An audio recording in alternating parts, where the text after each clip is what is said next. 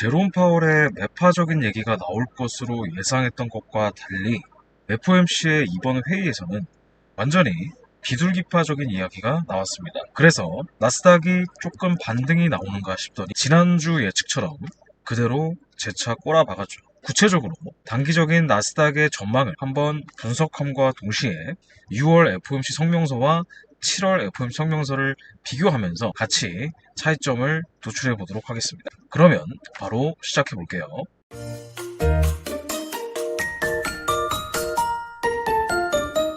자, 우선 FOMC 스테이트먼트에 대해서 간단히 개념 정리를 먼저 하고 넘어가겠습니다. FOMC는 미국 연방준비제도 이사회의 통화정책 결정기구라고 보시면 됩니다. 달러는 전 세계의 기축통화이기 때문에 FOMC의 정책의 방향에 따라서 전 세계의 통화정책 경기가 달라질 수 있는 만큼 아주 중요한 보고서입니다. 보통 FOMC 회의는 매년 8회 정도 진행을 하게 되고요.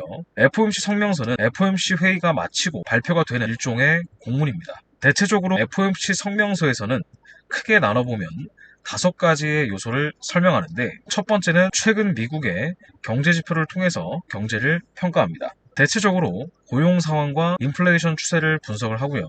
두 번째는 정책 결정입니다. 연방 기금금리의 범위 설정이나 조정을 얼마 정도의 비율로 할 것인지 대략 근사치를 발표하게 되고요.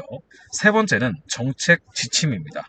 향후 금리를 올릴 것인지, 동결할 것인지, 내릴 것인지, 현재 경제지표의 데이터에 따라서 금리 인상이나 인하 가능성을 시사하게 됩니다. 이 정책 지침이 가장 중요하게 트레이더들이 보는 요소이고요. 네 번째는 위험평가입니다. 현재 미국 경제가 어떤 불확실성을 갖고 있는지, 그리고 위험 요소들을 평가하고, 마지막으로 자산 보유 정책에서는 국채나 기관채, MBS 등 연준의 자산 보유량을 늘릴 것인지 축소할 것인지에 대한 이야기를 합니다. 우선 6월과 7월의 성명서 요약본을 보면서 차이점을 비교해 보도록 하시죠. 아마 일반인들은 이 성명서를 보고 똑같은 말 아니야 하겠지만, 이 성명서가 사실은 아다르고 어다른 거라서 일반인들은 잘 분석을 하기가 힘듭니다. 우선 6월과 7월은 둘 다 경제 활동은 견조한 속도로 확장하고 있다고 평가했네요. 둘 다 현재 미국 경제는 나쁘지 않다라고 해석할 수 있겠죠. 두 번째는 고용입니다. 여기서 큰 차이를 보이는데요. 우선 6월을 보시면 고용 부분의 증가세는 여전히 강하며 실업률은 낮다고 딱 못 박아 두었습니다. 그렇다면 고용 부분은 6월은 좋다고 할 수 있겠네요. 그런데 이번에 나온 7월의 성명서를 한번 분석해 보시죠. 증가세는 완화되었고 실업률은 상승했지만 여전히 낮다고 보았습니다. 증가세가 완화가 되었다는 건 증가세가 꺾였다는 뜻이므로 안 좋은 말이고, 실업률은 상승했다고 보기 때문에 안 좋다라고 볼 수가 있겠죠. 고용 부분이나 실업률은 연준이 이제까지 금리 인상을 했었던 아주 중요한 명분이기 때문에 고용 부분이 안 좋으면 추가 금리 인하의 가능성을 내비쳤다고 볼 수 있죠. 세 번째는 인플레이션입니다. 6월은 지난 1년간 완화되었으나 여전히 높은 수준이고, 최근 몇 달간 2% 목표를 향한 완만한 추가 진전을 보였다고 했네요. 여기서 완만한이라는 단어는 속도가 느리다는 뜻이죠. 인플레이션이 완화가 되어야 미국이 금리를 내릴 수 있기 때문에 아직 인플레이션은 완화되기에는 여전히 높은 수준이며, 진전은 하고 있으나 아직 속도는 느리기 때문에 조금 더 지켜봐야 할 것 같다라는 뜻이므로 상대적으로는 좋지 않은 말이죠. 7월을 보겠습니다. 여기서 인플레이션이 6월의 높은 수준에서 다소 높은 수준으로 한 단계 내려간 걸 볼 수 있습니다. 어쨌든 금리가 다소 높은 수준이라는 것은 조금은 완화가 되었다는 뜻으로 해석할 수 있죠. 그리고 여기서 2% 목표를 향한 일부 추가 진전에서 일부의 단어에 주목할 필요가 있죠. 진짜 이것도 웃긴 말이긴 한데, 일부 추가 진전이나 완만한 추가 진전이나 둘 다 비슷해 보이지만 뉘앙스가 완전히 다릅니다. 일부 추가 진전도 느리지만 자동차의 속도로 따지자면 시속 40km 정도로 볼 수 있고, 완만한 추가 진전은 어린이 보호구역입니다. 시속 2-30km 정도로 아주 느린 속도죠. 결국은 둘 다 느리지만 일부 추가 진전이 그나마 낫다는 거고요. 목표는 완전 고용과 2% 인플레이션 달성으로 동일합니다. 2%가 중요한 이유를 말씀드리면, 목표는 완전 고용과 2% 인플레이션 달성으로 동일합니다.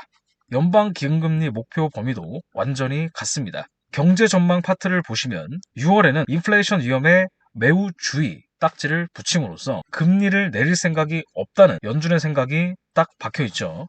오히려 금리를 또 올릴 가능성도 배제할 수 없는 거죠. 그런데 7월을 보면 듀얼 목표 달성에 대한 위험 주시라고 봤습니다. 아까 봤던 6월의 매우 주의는 진돗개 하나라고 보면 되고 7월의 듀얼 목표 달성에 대한 위험 주시라는 말도 인플레이션이 여전히 높다는 뜻이지만 상대적으로 일반적이고 일상적인 수준의 위험을 나타낸다고 봐야죠. 즉 6월은 나쁘다고 요약할 수 있고 7월은 뭐 그럭저럭 봐줄만 하다 라는 느낌이죠. 자산 보유량 축소 이하는 둘 다 동일합니다. 정리를 다시 한번 깔끔히 해보겠습니다. 우선 고용 부문은 미국 고용 짱이고 실업률도 낮아.